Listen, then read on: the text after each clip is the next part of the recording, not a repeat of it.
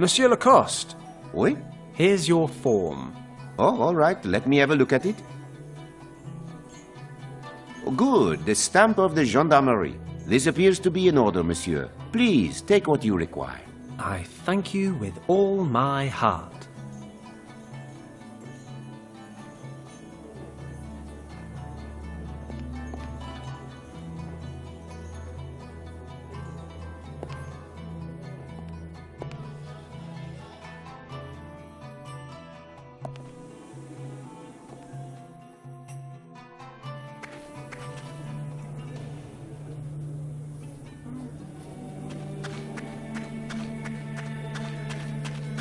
I have your drops, Prof. God be with you. I'll just take my drops. Hold on to the case for me. I don't want the gendarme to see me with it. What's this instrument in the case? Ah, my gold detector. I have a physicist friend who developed it for me. It measures the gold content of certain objects with the help of a weak electrical field. I use it to check the gold content of artifacts people are trying to sell me. Take good care of it. It's very unique, you know. Not a problem. Somewhat implausibly, this device detects gold content. It's empty. Pretty, though. It's got an elaborate gold ornament on the top. Why should I break this thing? Let me rephrase that. Why shouldn't I break this thing?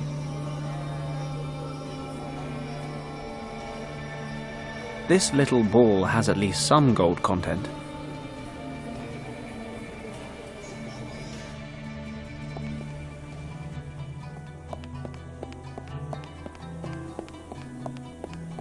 I can't follow the cups at all. I don't think there's much room for fair play in this arrangement, on either side of the table.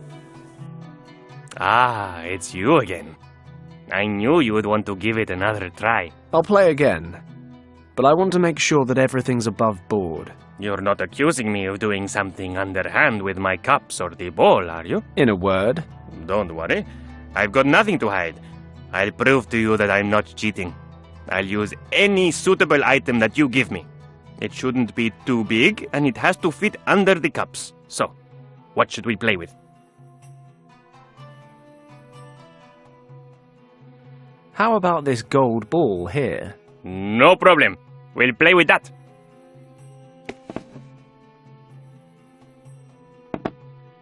But that will double the opening bet. Each of us will put in 50 francs. Okay. Then let's get started. So, which cup is hiding your golden ball?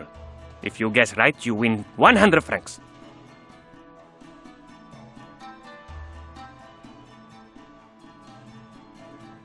No reaction. The golden ball doesn't seem to be under the middle cup.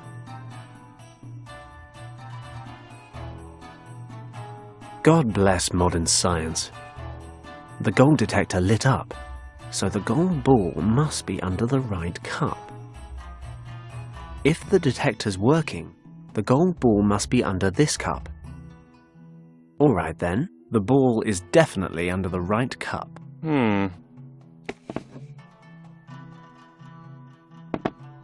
So it is. We have a winner. Must be my lucky day. You can say that again. Here are your 100 francs. How about a rematch? Why not? Seems like I'm on a real lucky streak right now. Excellent. We'll double the ante again. That means that each of us will wager 100 francs. If you guess correctly again, the 200 francs will be yours. Otherwise, I will be the lucky one. Okay? Okay. It's a lot of money, but I feel unbeatable today. All right then. I'll set the ball in the middle again. Fine by me. Feel free to make it a little harder this time. Now, where is the golden ball?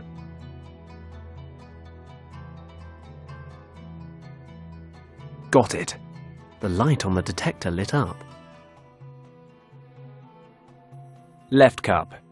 I'm 100% sure. Are you really sure? I mean, we're talking about a lot of money here. You can't make me change my mind. Left cup, I said. Whatever you say.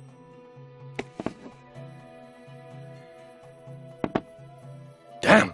You got lucky again. Unbelievable, eh?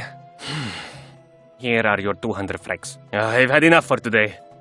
My wives will kill me when they see my till. Don't want another rematch? Nope, not today. Your lucky streak will ruin me. Well, no hard feelings. I'll get out of here. Yes. I suppose I don't need to wish you good luck. I finally got the bail money.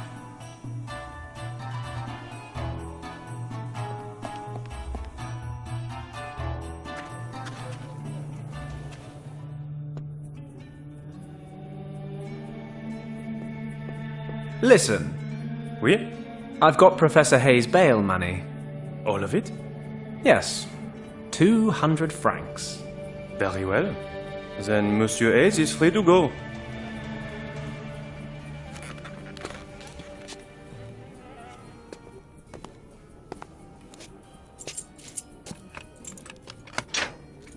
Come on, Hayes. You've made bail. Au revoir.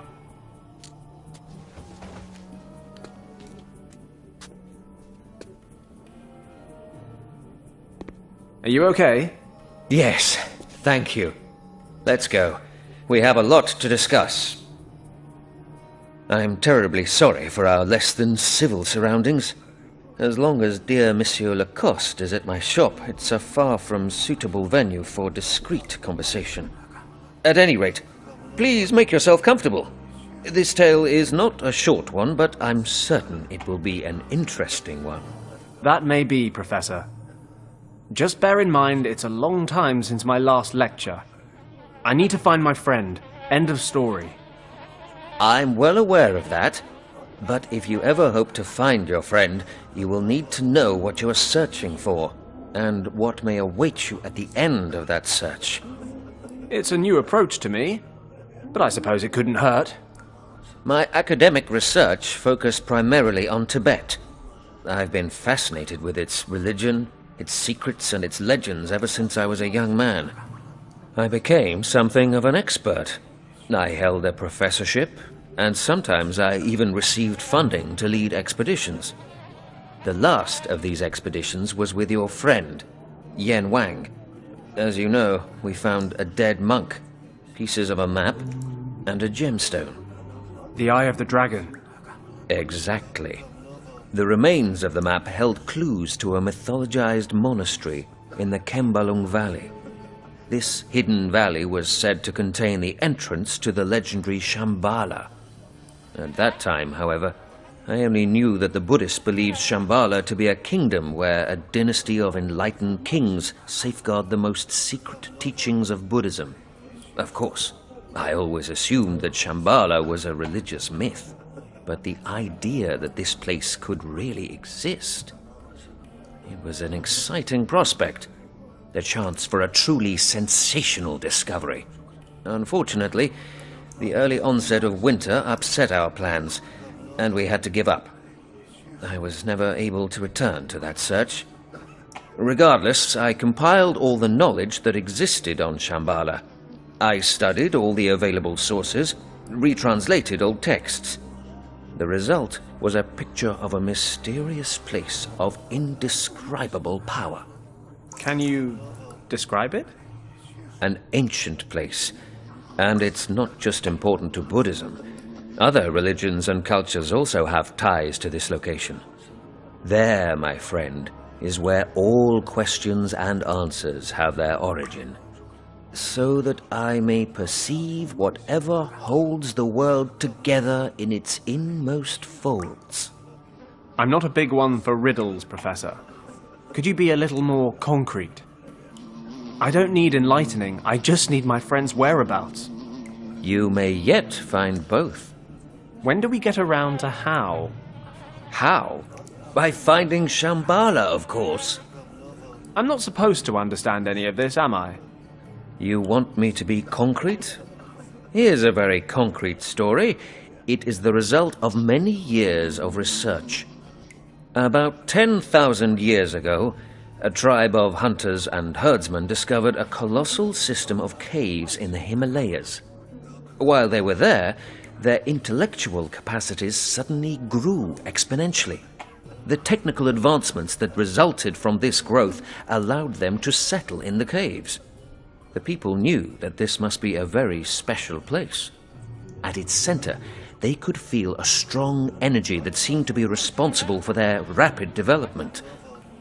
For these people, this energy proved to be a gift from the gods. They used this gift to build gigantic underground temple complexes. Within a few generations, a prosperous culture was flourishing. Science, art, and architecture were at a level far beyond what we know today. The people developed both a complex language and the first complete writing system. The energy itself, in combination with the rapid tempo of medical advancement, allowed the people to live to an extremely old age. Illness practically ceased to exist. And these caves are supposed to be Shambhala? Yes, I am thoroughly convinced that this is the case. However, you can certainly call it something else if you prefer a different name. I don't know. Even without the dragon, it all still sounds like a fairy tale. Well, the dragon... I personally believe that the dragon is merely a symbol, because the story continues. Go on, then. Something must have happened, because Shambhala was abandoned. I don't know the exact reason why, but what could have caused the people to leave this wonderful place, apart from a true catastrophe? You mean they got attacked by dragons? In a way. The dragon seems to be a metaphor for this sudden catastrophe. I can only speculate on the exact nature of this event. However, I believe it has some connection to the energy of the place. Okay, so they abandoned Shambhala, but why is the entrance still locked up? Only a few people survived the catastrophe, and they certainly had good reasons for keeping their knowledge of Shambhala a secret. They trained a sworn caste of priests who passed on this knowledge from generation to generation, and who continue to do so today. Actually, I think the Nazis killed them all. But there would be more. The caste of priests established 2 monasteries, far from any other settlements, in which to safeguard the secret. The first monastery was built directly over the only entrance to Shambhala. In the Kembalung Valley? Most of the priests stayed in this valley, along with one of the 2 artifacts that can open the entrance. So you really believe that this secret chamber somehow leads to Shambhala? But that would mean that Richard is already...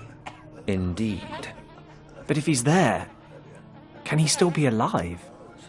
I mean, the dragon metaphor thing. There's only one way to find out. We need the second artifact, which is in the other monastery, right? We can only assume so. The second group of priests hiked over the peaks of the Himalayas, the so-called Lost Horizon, until they reached the region that is part of India today. They hid the other key there, in a temple complex. Unfortunately, I never found out exactly where this temple complex is located. But we have the Eye of the Dragon, and the engravings in the monastery say it'll reveal the location of the second key. Only if we have the Keeper's map. And, alas, this is something I've long searched for. The only clues I've found refer to a remarkable map drawn up in 1513 by an Ottoman admiral named Piri Reis. For example, this map depicts the ice-free perimeters of the Antarctic. As you know, that continent was first officially discovered in 1820, more than 300 years later. So how could Piri Reis have known back then how the Antarctic continent looked without ice? The admiral, who had a talent for languages, made handwritten notes on the map. According to these notes, he used sources from many thousands of years ago when creating the map. He came across these sources during a trip through the Far East. Unfortunately, only a small